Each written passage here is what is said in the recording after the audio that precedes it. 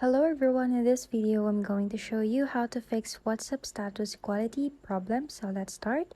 Open up WhatsApp and go to a conversation. Then you may want to click the camera button, and from here just select the photo that you want to send, or you may just capture it. Let's say I want to send this one, and you may have to see the HD option at the top, and you have to click on that.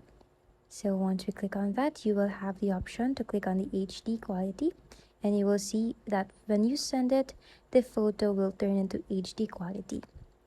If that doesn't work, then you may have to click on the three dots, go to more, and you can clear the chat if you want. But if you don't like that, then go to the other method, which is to go to the Play Store, search for WhatsApp, hit enter, and you may just update the app if that's available. So we can click update option, just wait for it to update, and once it's done, just open the app again and see if that works. The last method is to go and long press the WhatsApp app and go to app info. From here, scroll down and click storage and cache.